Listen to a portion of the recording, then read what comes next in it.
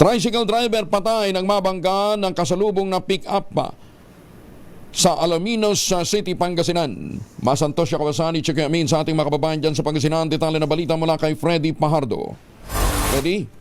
Hindi na umabot ng buhay sa paggamutan ang biktima na nakilalang si Wally Misnang Cagos, 34 anyos, may asawa, tricycle driver, residente ng Barangay Bulanay, Alaminos City, Pangasinan, matapos itong magtamo ng malubang sugat sa katawan ng mabangga ng pickup ang kanyang minamanihong tricycle. Sa ulat ni Chief of Police Lieutenant Colonel Bernabe Ramos, naganap ang aksidente bandang alas 4:20 ng hapon sa National Road sa Barangay Bulanay, kung saan umano'y nag-overtake sa isang sasakyan ng pick-up na minamaniho ni Clyde Bandao, 28 anyos, supervisor sa isang construction firm at residente ng Barangay Sinakbat, Bacon, Benguet. Kaya pumasok ito sa linya ng kasalubong na tricycle dahilan ng kanilang head-on collision. Nakaladkad pa na may ilang metro ang tricycle ng biktima at nasagasaan peto ng pick-up, sanhi ng agaran niyang pagkamatay. Kasalukuyang nasa kustodiya ng Alaminos City Police Station ng pick-up driver para sa kaukulang disposisyon.